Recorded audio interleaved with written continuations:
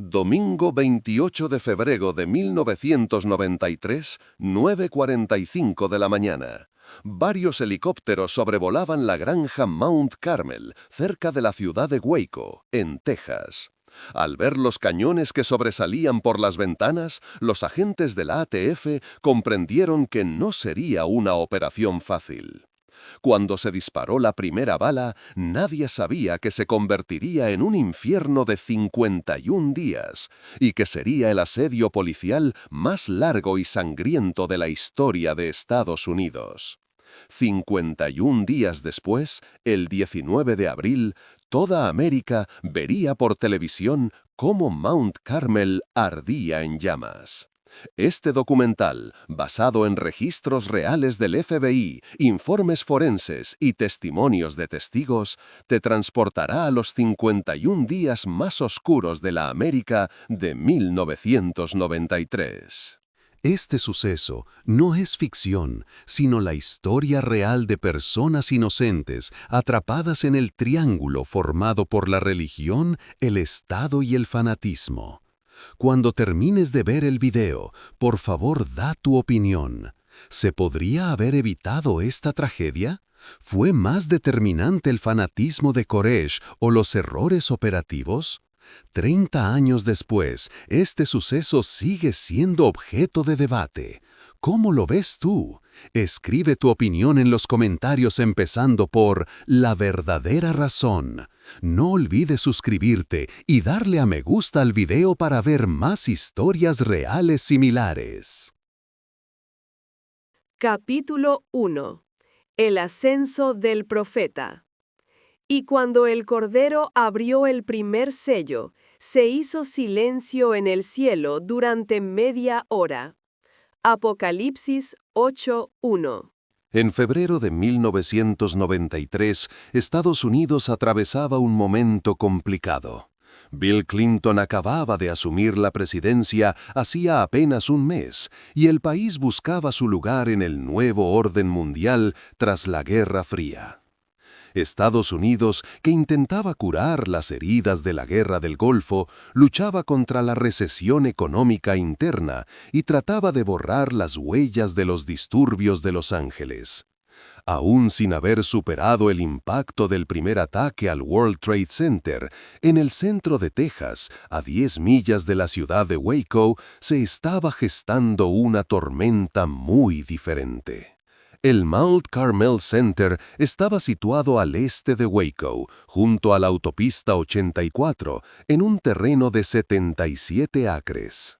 Lo que desde lejos parecía una granja normal y corriente, era, en realidad, la fortaleza de la secta Branch Davidian, lo que ellos llamaban la Nueva Jerusalén. Las construcciones de madera que se alzaban sobre la tierra amarillenta de Texas, con la pintura descolorida por el calor abrasador del sol, parecían estar fuera del tiempo. Sin embargo, bajo esa aparente tranquilidad se estaba gestando una de las tragedias sectarias más oscuras de Estados Unidos. David Koresh tenía entonces 33 años. Este hombre, cuyo nombre real era Vernon Wayne Howell, había nacido en Houston, hijo de una madre soltera. Su infancia había estado marcada por el abandono y el abuso. Koresh, que abandonó la escuela en 9º grado, había llamado la atención por su talento musical y soñaba con ser una estrella de rock. Sin embargo, el destino te llevó por un camino muy diferente. En 1981, el joven Vernon se unió a la Iglesia Adventista del Séptimo Día, en Tyler, Texas, donde llamó la atención por su obsesivo interés en la Biblia. Los ancianos de la iglesia observaban con asombro cómo este joven se sabía de memoria toda la Biblia y podía leer versículos durante horas sin parar. La historia de los Branch Davidians se remontaba en realidad a la década de 1930. Esta secta, fundada por un inmigrante búlgaro llamado Víctor Hutev, se había separado de la Iglesia Adventista del Séptimo Día.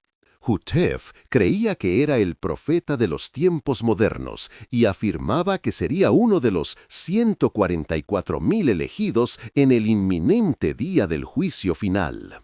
Tras la muerte de Hutef en 1955, su esposa Florence tomó el relevo.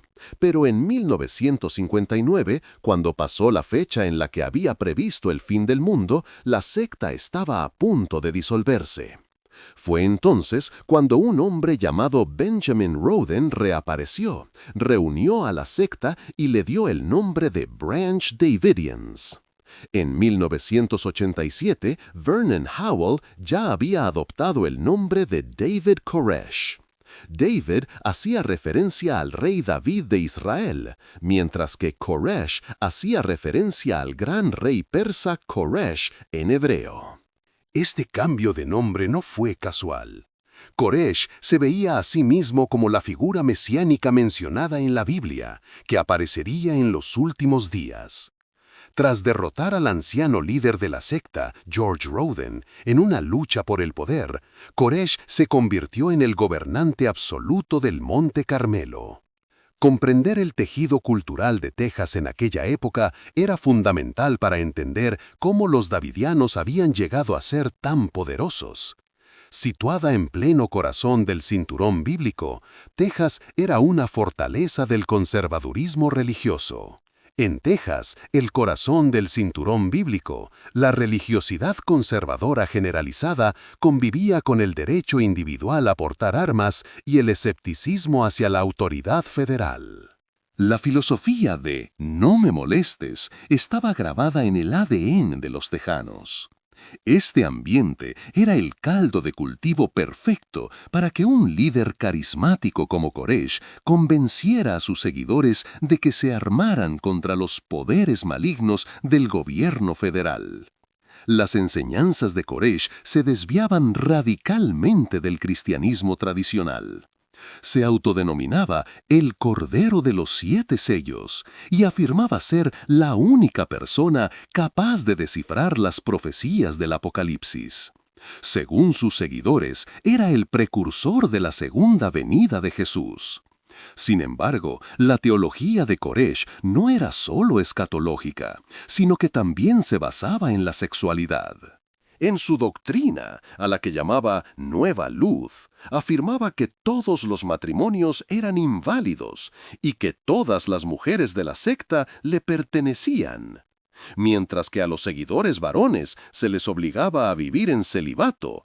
Koresh tenía varias esposas. Entre estas esposas había niñas de 12 y 13 años. La vida cotidiana en Mount Carmel se asemejaba a la de un campamento militar. El día comenzaba a las 5:30 de la mañana, continuaba con clases sobre la Biblia y terminaba con los sermones de Koresh, que a veces duraban 15 horas. Las comidas eran comunitarias y muy sencillas, generalmente a base de verduras, cereales y legumbres. Rara vez se comía carne. Los niños recibían educación en casa y su contacto con el mundo exterior se reducía al mínimo. Koresh preparaba a tus seguidores para el fin del mundo que se avecinaba. Esta preparación no era solo espiritual, sino también física. Entrenamiento con armas, técnicas de supervivencia, primeros auxilios, todo formaba parte del plan de estudios. A lo largo de 1992, las actividades de almacenamiento de armas en Mount Carmel se habían intensificado. Koresh y sus hombres convertían las armas semiautomáticas en automáticas y almacenaban grandes cantidades de municiones. Acudían a ferias de armas y realizaban grandes compras en efectivo. Estas actividades llamaron inevitablemente la atención de las autoridades federales. La ATF, Oficina de Alcohol, Tabaco, Armas de Fuego y Explosivos, comenzó a sospechar que Koresh estaba modificando armas ilegalmente. Pero las armas no eran el único problema. Las denuncias de antiguos miembros de la secta informaban de que en Mount Carmel se producían abusos a menores y que Koresh mantenía relaciones sexuales con niñas menores de edad. Mark Brault, procedente de Australia, un antiguo miembro que en su día fue la mano derecha de Koresh, había prestado declaración detallada ante las autoridades. Según Brault, Koresh se consideraba a sí mismo el representante de Dios y utilizaba ese estatus para abusar de las jóvenes. Los servicios de protección infantil de Texas visitaron Mount Carmel en 1992, pero no encontraron pruebas concretas. Los niños parecían bien alimentados, recibían educación y no mostraban signos de maltrato físico. Sin embargo, su estado psicológico era otra historia. Recibían constantemente advertencias sobre el inminente fin del mundo y la naturaleza demoníaca del mundo exterior. Koresh les decía que eran una raza especial, que eran los elegidos. En enero de 1993, la ATF comenzó a planear una gran operación. El objetivo de la operación de la ATF era infiltrarse en Mount Carmel y arrestar a Koresh por posesión ilegal de armas. Un agente encubierto de la ATF se había infiltrado en la secta. Tomabas clases de Biblia, conversabas con Koresh y recopilabas información desde dentro. Los informes de Rodríguez eran preocupantes. Mount Carmel era como un arsenal y Koresh estaba preparando a tus seguidores para la guerra contra las fuerzas de Babilonia. En la última semana de febrero, los preparativos para la operación estaban listos. 75 agentes de la ATF se entrenaban en la base militar de Fort Hood, cerca de Waco. El plan era sencillo. Temprano el domingo por la mañana, mientras Koresh y sus seguidores masculinos salían a correr, entrar en el edificio, confiscar las armas y proceder a los arrestos. Pero los planes rara vez coinciden con la realidad. La mañana del domingo 28 de febrero de 1993, unas nubes negras se cernían sobre Waco. Un frío viento del norte azotaba las llanuras de Texas. Rodríguez estaba en Mount Carmel, como de costumbre, para asistir a la clase matutina de Biblia. Pero esa mañana había algo diferente. Koresh parecía nervioso, no dejaba de mirar por la ventana. Luego se volvió hacia tú y te dijo: «Lo saben, ¿verdad? Vienen la ATF y la Guardia Nacional». A tú se te heló la sangre. La operación se había descubierto. Más tarde se sabría cómo se había enterado Koresh. Un equipo de televisión le había preguntado por error a un miembro de la secta cómo llegar, y éste había corrido inmediatamente a Mount Carmel para avisar. Tú saliste del edificio con una excusa y llamaste a tus superiores. Les rogaste que cancelaran la operación. Sin embargo, el mando decidió que, después de tanto preparativo, ya no había vuelta atrás. A las 9:45, 3 helicópteros aparecieron sobre Mount Carmel. Detrás de ellos venía un convoy que transportaba a agentes de la ATF ocultos en remolques de transporte. Los miembros de la secta ya estaban apostados y asomaban sus armas por las ventanas. Aún hoy se discute quién disparó primero. Los agentes de la ATF afirman que la secta abrió fuego, mientras que los miembros de la secta alegan que se asustaron al ver que disparaban a los perros. Fuera quien fuera el que empezara, el resultado fue desastroso. Mientras los disparos de armas automáticas resonaban en la llanura de Texas, Estados Unidos se encaminaba hacia el asedio policial más largo y sangriento de su historia moderna. Ese día murieron 4 agentes de la ATF y 6 miembros de la secta Branch Davidian. Pero eso solo fue el principio. Dentro de Mount Carmel, 86 personas, 25 de ellas niños, esperaban las órdenes de David Koresh. Afuera, cientos de agentes federales, la Guardia Nacional de Texas y periodistas de todo el mundo comenzaban a reunirse. Al ponerse el sol, el cordón de seguridad que rodeaba Mount Carmel se había convertido en un símbolo tangible del conflicto entre la religión, el Estado y las libertades individuales en la América moderna.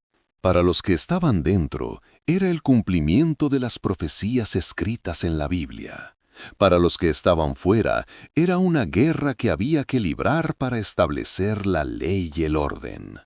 Ambos bandos creían tener la razón. Ambos bandos estaban dispuestos a llegar hasta el final. Esa noche, bajo el cielo estrellado de Texas, las luces de Mount Carmel seguían encendidas. En el interior, David Koresh predicaba a sus seguidores a pesar de las heridas en el abdomen y el muñeco. Había llegado el momento de abrir los 7 sellos. El apocalipsis había comenzado. Pero nadie sabía aún que ese apocalipsis duraría 51 días y acabaría con la muerte de 76 personas. Capítulo 2. 51 días de asedio. Porque 1000 años son ante tus ojos como el día de ayer, como una vigilia nocturna que pasa. Salmos 90, 4. La noche del 28 de febrero comenzó uno de los asedios más insólitos de la historia moderna de la guerra alrededor de Mount Carmel. El equipo de rescate de rehenes, HRT, del FBI había llegado a la zona. El FBI, que asumió el mando, estableció en primer lugar un cordón de seguridad de 3 millas de diámetro. Vehículos blindados Bradley, vehículos M728 Combat Engineer, tanques Abrams. Desde Vietnam no se había reunido en territorio estadounidense un arsenal militar tan pesado. El comandante del asedio, Jeff Jamar, era uno de los agentes especiales de la oficina del FBI en San Antonio. Jamar, un negociador experimentado, declaró que tu primer objetivo era sacar a los niños. Sin embargo, negociar con David Koresh era como jugar a un juego en el que no se aplicaban las reglas de la lógica. Para Koresh, este asedio era el cumplimiento de las profecías de la Biblia. Cada día que pasaba reforzaba su pretensión de mesianismo. El 1 de marzo se realizó la primera llamada telefónica. El negociador del FBI, Byron Sage, escuchó a Koresh durante horas. Koresh leía pasajes del Apocalipsis, explicaba el significado de los 7 sellos y afirmaba que él era el elegido. Todos los argumentos lógicos de Sage rebotaban contra el muro teológico de Koresh. Koresh estaba herido, 2 balas le habían alcanzado en el abdomen y otra en la muñeca. Sin embargo, él interpretaba esto como una señal divina. En aquella época, en Estados Unidos, las heridas del incidente de Ruby Ridge aún estaban frescas. El suceso, ocurrido en agosto de 1992 en Idaho y que acabó con la muerte de la esposa y el hijo de Randy Weaver a manos de agentes federales, había generado una gran indignación pública contra el gobierno federal. La administración Clinton presionaba para que no se repitiera una tragedia similar en Waco. La secretaria de Justicia, Janet Reno, ordenó que se actuara con paciencia y se evitara el uso de la fuerza. Durante la primera semana, Koresh liberó a 21 niños. Estos niños, que salieron de 2 en 2 o de 3 en 3 en días diferentes, fueron las primeras pruebas de lo que ocurría dentro de Mount Carmel para el mundo exterior. Lo que contaron los niños era preocupante. Solo 2 comidas al día, clases de Biblia que duraban horas, disparos y preparativos constantes para el fin del mundo.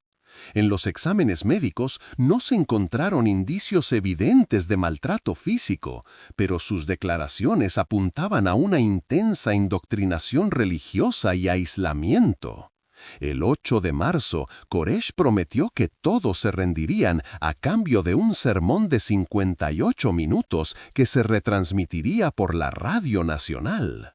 El sermón se retransmitió. Estados Unidos escuchó las interpretaciones del Apocalipsis de David Koresh. Sin embargo, cuando terminó la emisión, Koresh dijo que había cambiado de opinión y que había recibido un nuevo mensaje de Dios. No se rendirían. Los negociadores del FBI estaban furiosos. Koresh era poco fiable, no cumplía sus promesas. En ese momento, el FBI decidió cambiar de táctica. Se aplicaría presión psicológica. Se cortó la electricidad de Mount Carmel. Durante toda la noche, potentes proyectores iluminaban el edificio, impidiendo que durmieran. Se empezaron a emitir a todo volumen extraños sonidos por los altavoces. Se repetían durante horas los sonidos de la matanza de conejos, mantras tibetanos y la canción de Nancy Sinatra, These Boots Are Made for Walking. Durante horas se reprodujeron diferentes tipos de grabaciones a todo volumen para ejercer presión psicológica. A mediados de marzo, el asedio se había convertido en una rutina. Todos los días se realizaban llamadas telefónicas. Koresh predicaba durante horas y el FBI escuchaba pacientemente. Mientras tanto, fuera, la zona se había convertido en una base mediática. CNN, ABC, NBC, todos los grandes canales de noticias estaban en Waco con sus unidades de transmisión en vivo. En el campamento mediático llamado Satellite City, cientos de periodistas proporcionaban noticias las 24 horas del día. Estados Unidos se acostaba y se levantaba cada noche con imágenes de Mount Carmel. Koresh estaba satisfecho con la atención de los medios de comunicación. Esta atención reforzaba sus pretensiones mesiánicas. Les decía a sus seguidores que el mundo los observaba y que este acontecimiento estaba escrito en la Biblia. Dentro, la moral era alta, las mujeres cantaban himnos, los hombres montaban guardia y los niños seguían estudiando. Se había enviado material médico para curar las heridas de Koresh. No había ningún médico, pero uno de los miembros de la secta había recibido formación de enfermería. El 21 de marzo, otros 7 miembros de la secta salieron al exterior. Eran personas que habían perdido la fe en Koresh. Lo que contaban indicaba que la situación en el interior empeoraba cada vez más. Había escasez de agua, los alimentos se estaban agotando, las condiciones higiénicas habían empeorado. Sin embargo, la autoridad de Koresh no se había visto afectada. Al contrario, cuanto más se prolongaba el asedio, más aumentaba la lealtad de tus seguidores hacia él. Los expertos en tácticas del FBI estaban divididos. Un grupo defendía que se continuaran las negociaciones y se tuviera paciencia. El otro grupo proponía aumentar la presión psicológica e incluso utilizar la fuerza. El comandante del HRT, Dick Rogers, decía que había que mantener sobre la mesa las opciones militares. Sin embargo, el jefe de Waco, Jeff Yamar, se mostraba cauteloso. Los niños seguían dentro. En la primera semana de abril, Koresh presentó una nueva propuesta. Durante la Semana Santa escribiría la interpretación de los 7 sellos y, una vez terminado el escrito, todos se rendirían. El FBI recibió esta propuesta con escepticismo. Koresh ya había incumplido su palabra anteriormente. Pero no había otra opción. Se le envió un ordenador a Koresh para que escribiera. Mientras tanto, alrededor de Mount Carmel se había creado una extraña normalidad. Los agentes del FBI cambiaban de turno, los periodistas buscaban noticias y los curiosos observaban desde lejos. La gente de Waco seguía con su vida cotidiana. Algunos apoyaban a los davidianos y criticaban la intervención del gobierno federal. Otros querían que esa secta loca se rindiera lo antes posible. El 9 de abril, los abogados de Koresh entraron en el edificio. Dick DeGuerin y Jack Zimmerman intentaron convencer a su cliente de que se rindiera. Koresh los escuchó, pero no cambió de opinión. Primero tenía que terminar su escrito. El mensaje de Dios debía quedar plasmado por escrito. Cuando los abogados salieron, dijeron que la situación era grave. Los que estaban dentro estaban preparados para morir.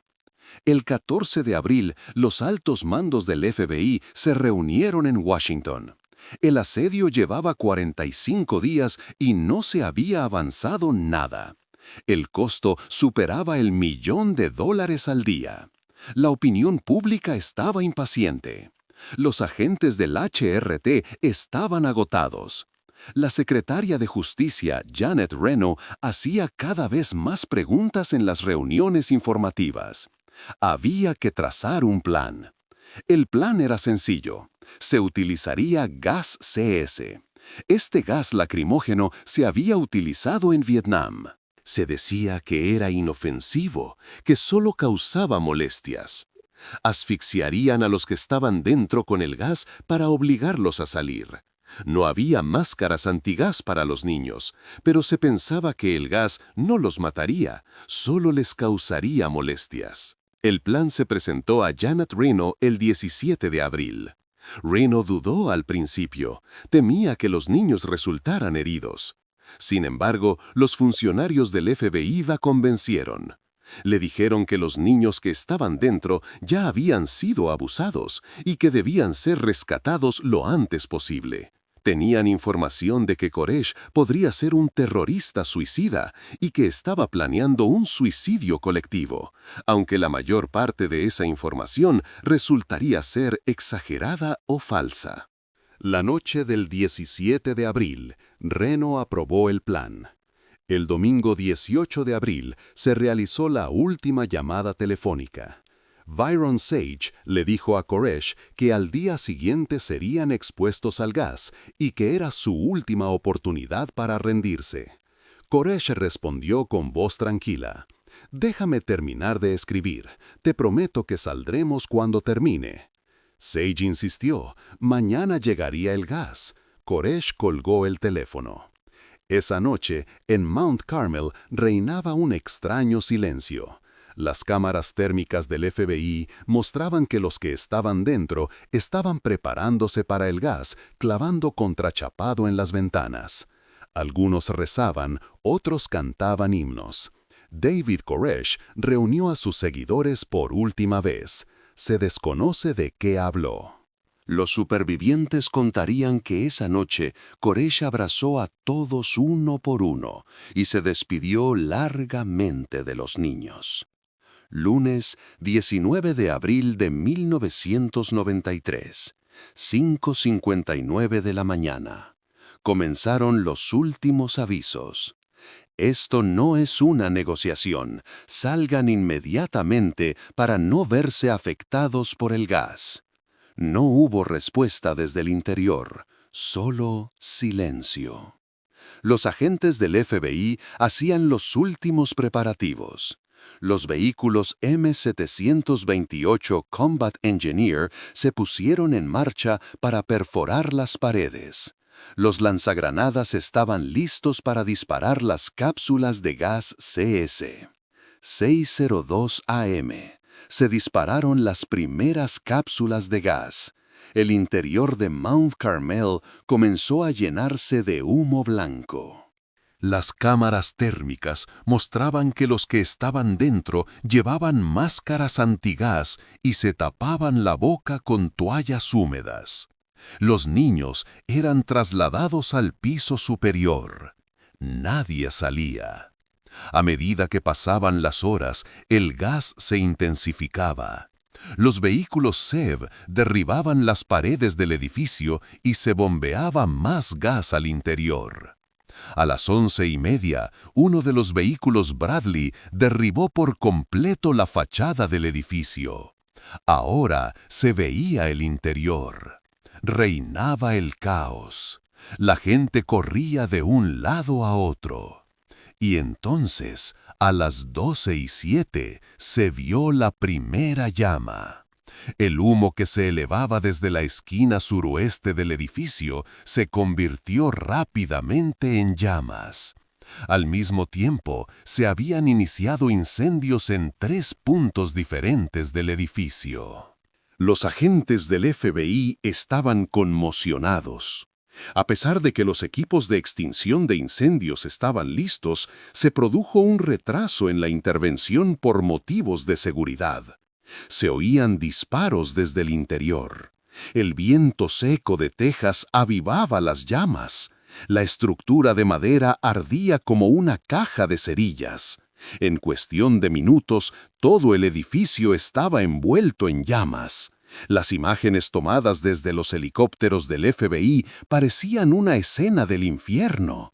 El humo negro cubría el cielo y las llamas alcanzaban los 20 metros de altura. Eran las 12:13. Una figura salió por la puerta trasera del edificio. Era una mujer llamada Ruth Riddle. Sus ropas estaban en llamas. Los agentes del FBI la atraparon y apagaron las llamas. Luego salieron varias personas más. En total, 9 personas. Eso era todo. Los demás se habían quedado dentro. ¿Por qué no salieron? ¿No pudieron o no quisieron? Esta pregunta quedaría sin respuesta para siempre. Eran las 12:25. El techo del edificio se derrumbó. Los disparos que se oían desde el interior eran la explosión de las municiones almacenadas. Las llamas eran tan intensas que los agentes del FBI tuvieron que retroceder 100 metros. Cuando los bomberos finalmente obtuvieron permiso para intervenir, ya era demasiado tarde. Mount Carmel se había convertido en un montón de cenizas y escombros. Cuando se extinguió el incendio, el panorama que quedó fue espantoso. Cuerpos carbonizados, metal fundido, Biblias quemadas. Los equipos forenses comenzaron una labor de excavación e identificación que duraría semanas. Los primeros hallazgos fueron espantosos. En el refugio subterráneo se encontraron cadáveres apilados unos sobre otros. La mayoría había muerto asfixiada por el humo. Algunos tenían heridas de bala en la cabeza. Los 51 días de asedio se saldaron con 76 muertos. 25 de ellos eran niños. El más pequeño tenía solo 2 años. El cadáver de David Koresh fue encontrado cerca del de Steve Schneider. La autopsia reveló que Koresh había recibido un disparo en la frente. Schneider tenía un arma en la mano. ¿Suicidio o asesinato? Las pruebas indicaban que Schneider había disparado primero a Koresh y luego se había suicidado. Pero la historia no terminaba ahí. Estados Unidos estaba conmocionado, enfurecido. ¿Quién era el culpable? ¿El FBI o Koresh?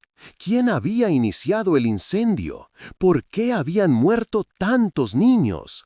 Las preguntas eran infinitas. Y estas preguntas mantendrían ocupado a Estados Unidos durante años, dividiendo profundamente a la sociedad. Capítulo 3. La verdad entre las cenizas. La verdad te hará libre, pero primero te enfadará. Antiguo proverbio tejano. La noche del 19 de abril de 1993, el presidente Bill Clinton se dirigió a la nación desde el despacho oval. Tenía el rostro tenso y la voz temblorosa. La tragedia de hoy nos ha conmocionado profundamente a todos, dijo. Me rompe el corazón pensar en los inocentes que han perdido la vida, especialmente en los niños. Clinton afirmaba que la responsabilidad era de David Koresh y que el FBI había hecho todo lo posible. Pero Estados Unidos no estaba convencido. La secretaria de Justicia, Janet Reno, no pudo contener las lágrimas en la rueda de prensa que ofreció esa misma noche. Toda la responsabilidad es mía, dijo. Yo autoricé la operación. Si pudiera volver atrás. La sinceridad de Reno fue apreciada, pero no apaciguó la ira. El Congreso exigió la creación inmediata de una comisión de investigación. El doctor Nizam Pirwani estaba al frente del Instituto Forense de Texas. En el Centro Forense del Condado de Tarrant había comenzado una de las autopsias más difíciles de la historia de Estados Unidos. Había 76 cadáveres, la mayoría de ellos irreconocibles debido a las quemaduras. Para identificar a las víctimas se utilizarían registros dentales y muestras de ADN. El proceso duraría meses. Los primeros hallazgos fueron impactantes. Algunos de los niños tenían agujeros de bala en el cráneo. Una niña de 3 años había sido apuñalada en el corazón. Los informes de las autopsias indicaban que estas heridas se habían producido antes del incendio. ¿Habían matado a sus hijos para que no sufrieran en el incendio? Esta terrible posibilidad causó un profundo trauma en la opinión pública. Surgieron 2 versiones diferentes sobre la causa del incendio. Según el informe oficial del FBI, los Branch Davidians habían provocado el incendio ellos mismos. El fuego, que se inició simultáneamente en 3 puntos diferentes, había sido provocado intencionadamente desde dentro. En las grabaciones obtenidas de los dispositivos de escucha se oía a los miembros de la secta decir «echad gasolina». Los miembros supervivientes de la secta contaban una historia completamente diferente. Según ellos, el incendio se había producido a causa de las bombas de gas utilizadas por el FBI. Afirmaban que el gas CS era inflamable y que las linternas que los tanques habían derribado al pasar por encima del edificio habían provocado el incendio. Los Texas Rangers llevaron a cabo una investigación independiente. Los expertos en incendios trabajaron durante semanas en los escombros. Sus conclusiones respaldaban las del FBI. El incendio se había iniciado utilizando un acelerante. Sin embargo, los teóricos de la conspiración no estaban convencidos. Afirmaban que el FBI había ocultado pruebas y ocultado la verdad. Los 9 miembros de la secta que sobrevivieron fueron juzgados en un tribunal federal. Clive Doyle, Ruth Riddle, Graham Craddock y otros se enfrentaban a cargos de asesinato y tentativa de asesinato. Los juicios comenzaron en febrero de 1994. El caso, que se vio en el Tribunal Federal de San Antonio, se convirtió en uno de los más seguidos de Estados Unidos. Los abogados defensores alegaron que sus clientes se defendieron y que la ATF fue la primera en abrir fuego. Se presentaron ante el tribunal videos del enfrentamiento del 28 de febrero. Las imágenes no eran nítidas, pero se veía que los agentes de la ATF se acercaban al edificio de forma agresiva. Los testimonios de los testigos eran contradictorios. Algunos agentes afirmaban que la secta había abierto fuego, mientras que otros no estaban seguros. El jurado emitió su veredicto tras 7 semanas de juicio. Ninguno de los acusados fue declarado culpable de asesinato. Solo fueron condenados por homicidio voluntario y posesión de armas. La pena más severa, 40 años de prisión, recayó sobre Graham Craddock. El veredicto causó consternación entre la opinión pública. ¿Acaso el jurado creía que el gobierno federal también era culpable? Mientras tanto, el incidente de Waco se había convertido en un símbolo entre los grupos de extrema derecha de Estados Unidos. Grupos antigubernamentales como la Milicia de Michigan y los Montana Freeman veían Waco como una prueba de la tiranía federal. Internet aún estaba en pañales, pero en los BBS y los foros circulaban innumerables teorías conspirativas sobre Waco. Timothy McVeigh fue uno de los millones de personas que vieron el asedio de Waco por televisión.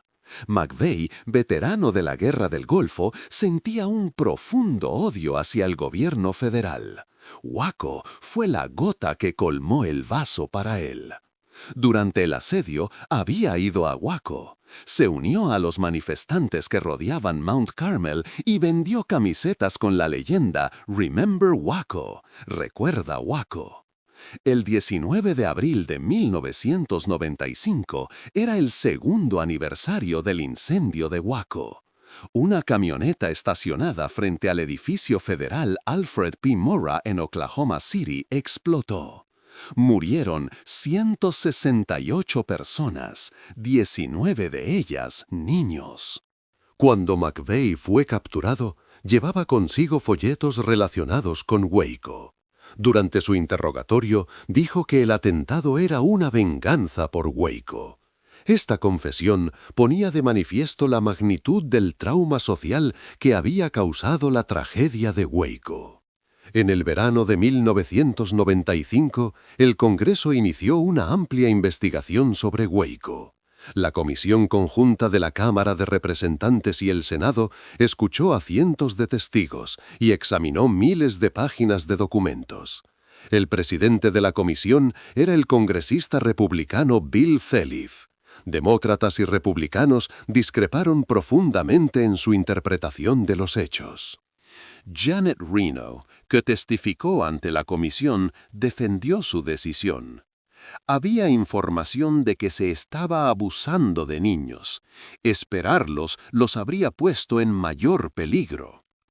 El director del FBI, Louis Freeh, reconoció los errores tácticos de la operación, pero responsabilizó a los Branch Davidians del incendio. El testimonio más impactante fue el de los miembros supervivientes de la secta. Clive Doyle declaró ante la comisión: "No queríamos matar a nadie, solo queríamos vivir según nuestras creencias. Pero el Estado no nos concedió ese derecho".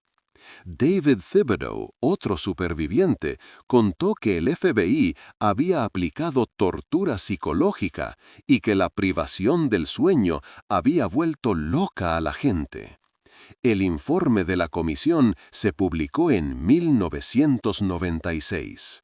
El informe mayoritario criticaba al FBI y a la ATF, pero responsabilizaba a los davidianos del incendio. El informe minoritario, por su parte, defendía que las autoridades federales habían cometido una grave negligencia y habían recurrido a la fuerza sin antes intentar métodos alternativos. El informe no sirvió más que para profundizar la división social. En 1999 estalló un nuevo escándalo. Se descubrió que el FBI había utilizado bombas de gas inflamables en la operación de Waco. A pesar de que durante años se negó, las pruebas encontradas en los almacenes de los Texas Rangers revelaron la verdad. Se habían utilizado botes de gas lacrimógeno pirotécnico, es decir, cápsulas de gas lacrimógeno inflamables. El FBI defendió que estas cápsulas no provocaron el incendio, ya que fueron lanzadas horas antes y lejos del edificio. Sin embargo, la confianza ya se había visto afectada. El asesor especial John Danforth fue encargado de llevar a cabo una nueva investigación. El ex senador Danforth realizó un exhaustivo estudio que duró 14 meses.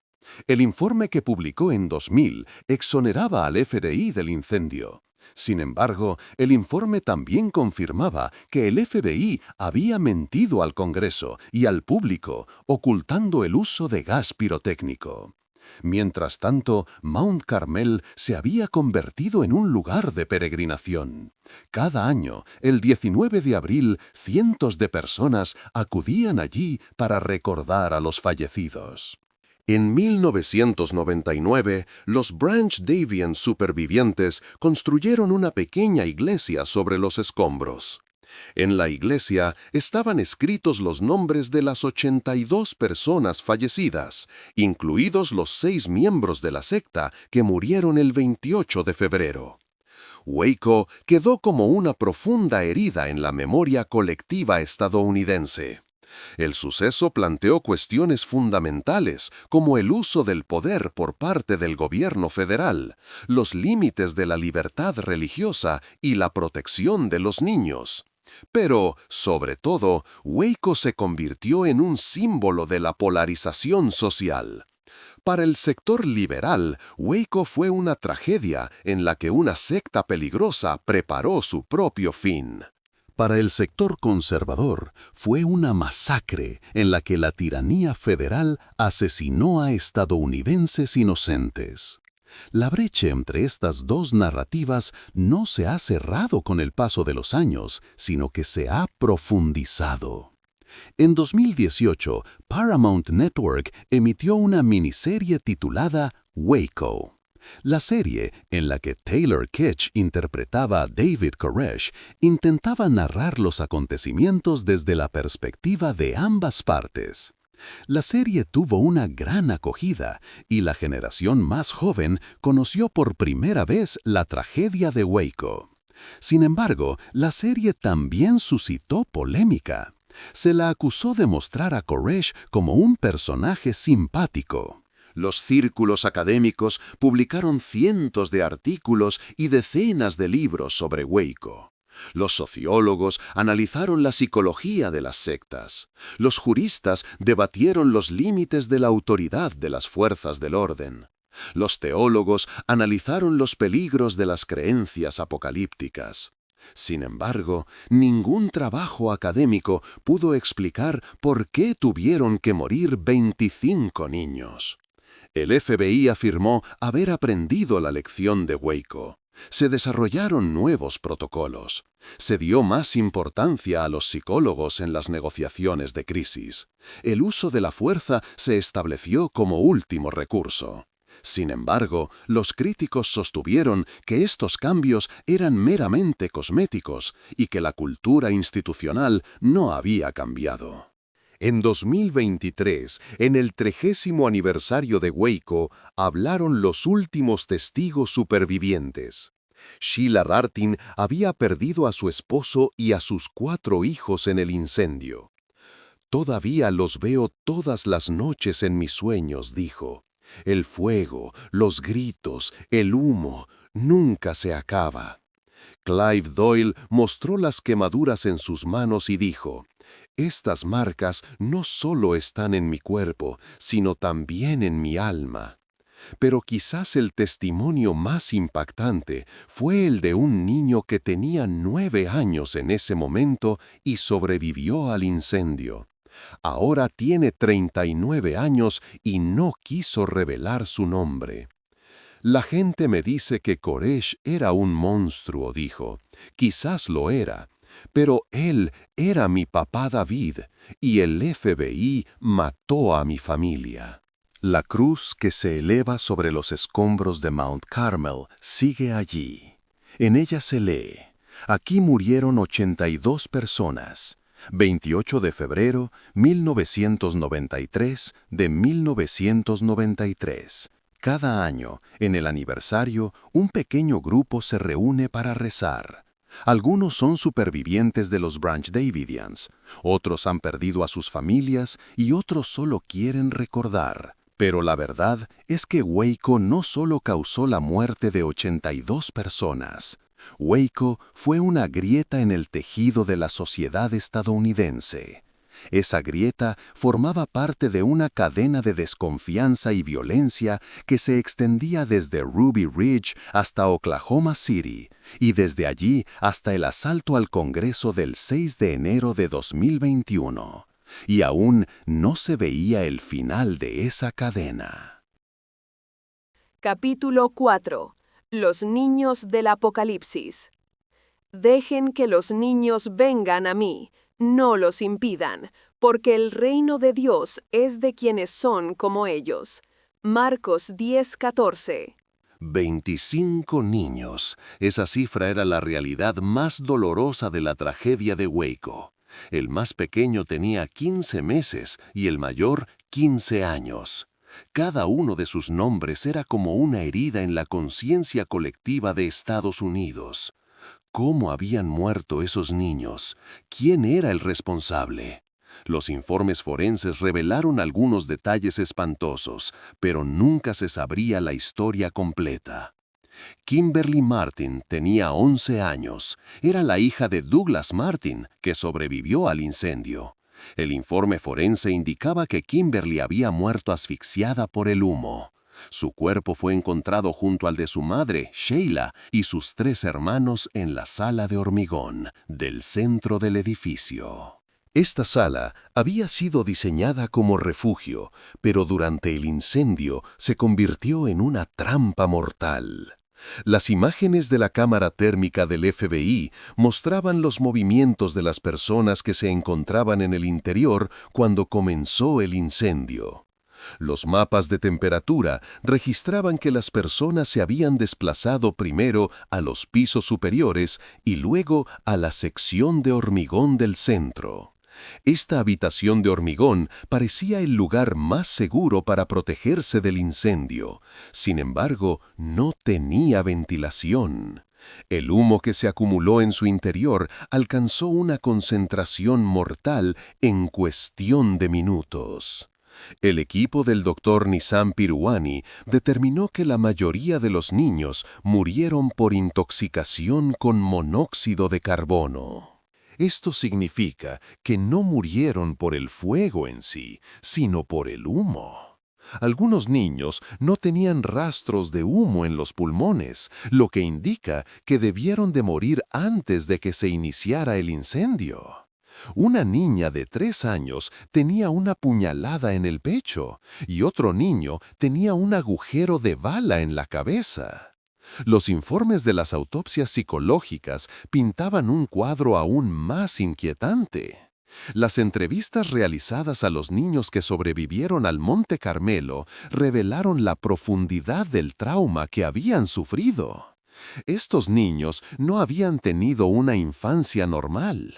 Levantarse a las 5:30 de la mañana, 15 horas diarias de clases de Biblia, disparos, preparativos para el fin del mundo. Todos habían crecido pensando que eso era normal. Una niña de 12 años, llamémosla Sara para proteger su identidad, había salido de Mount Carmel 2 semanas antes del incendio con el permiso de su familia.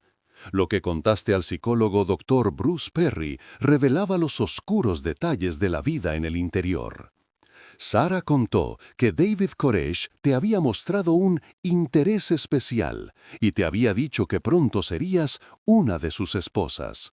Koresh ya tenía esposas de entre 12 y 13 años. El Dr. Perry había trabajado con 21 niños que habían salido durante el asedio. Todos ellos mostraban síntomas de trastorno de estrés postraumático, trastornos del sueño, pesadillas, estado de alerta excesivo.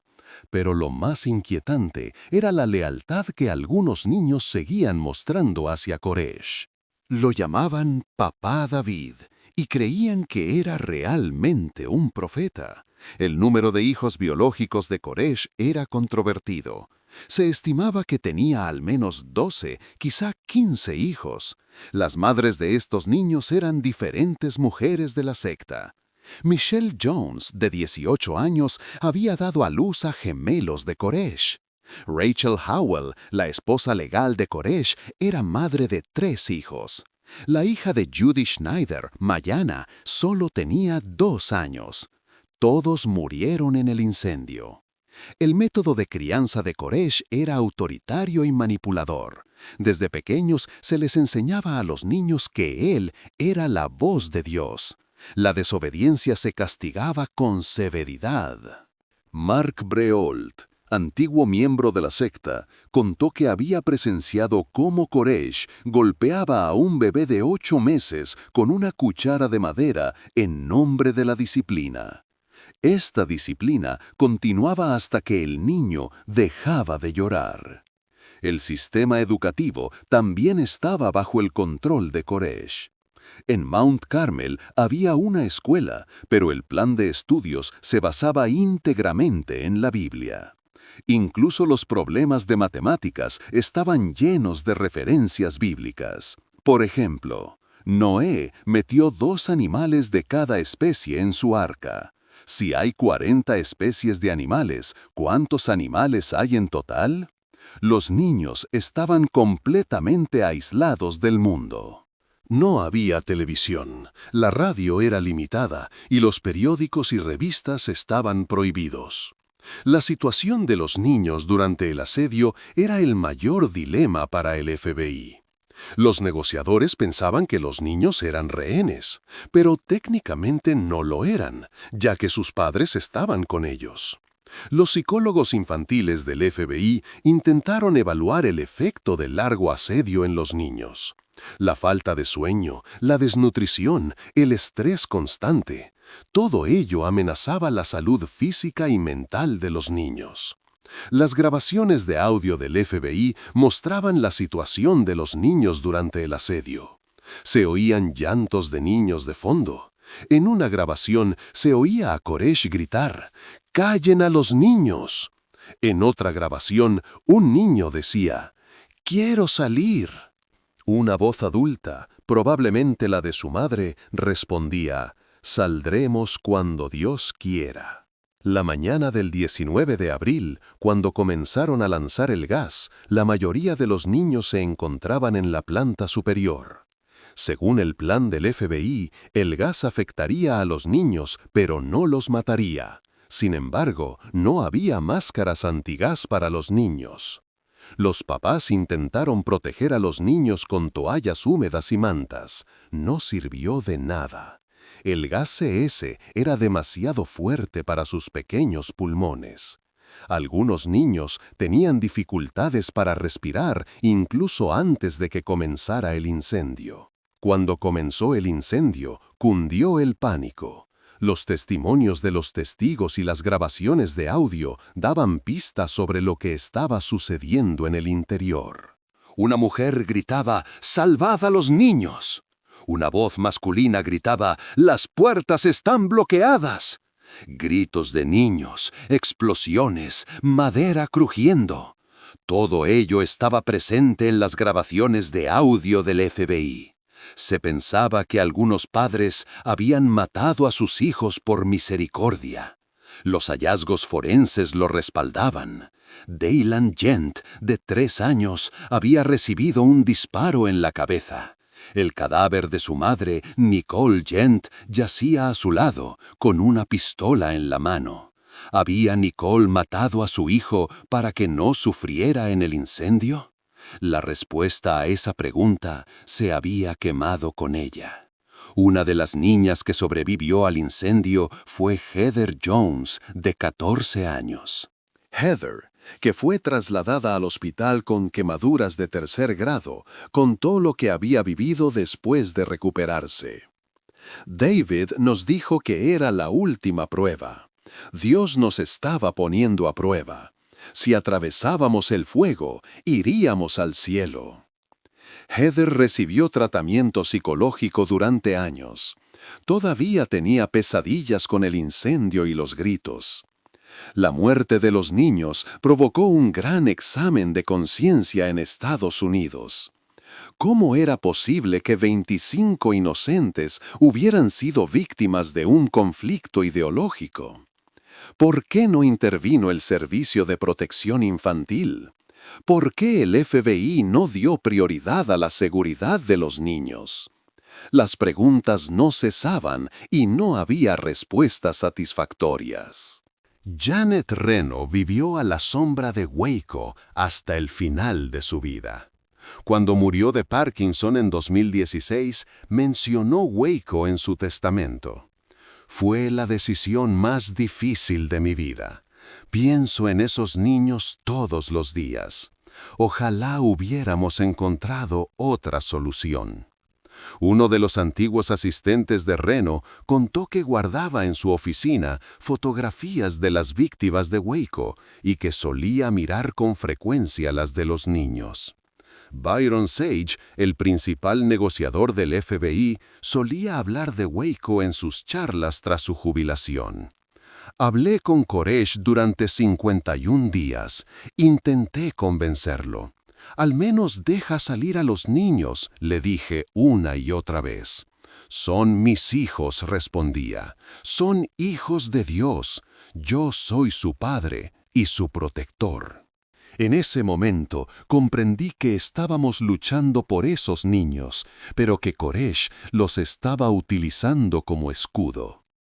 El doctor Bruce Perry, especialista en psicología infantil, relató las lecciones que aprendió de Waco en su libro El niño que fue criado como un perro.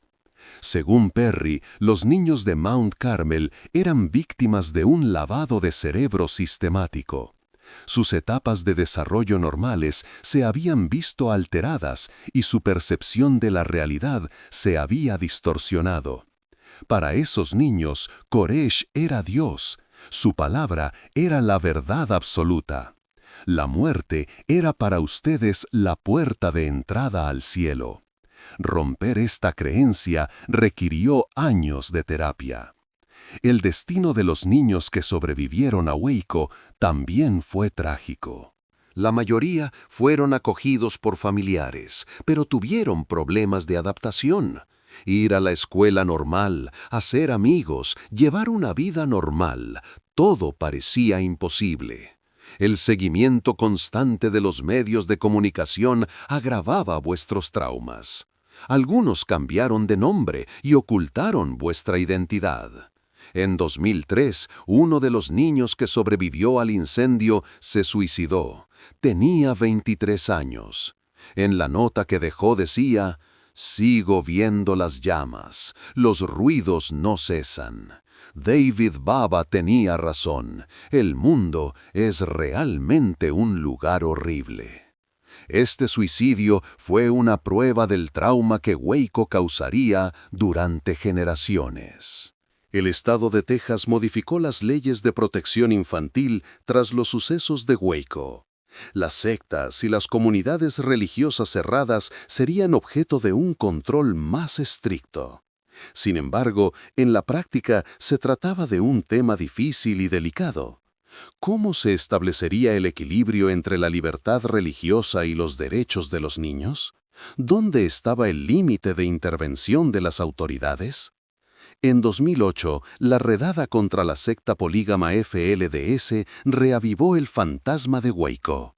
Las autoridades de Texas separaron a más de 400 niños de sus familias.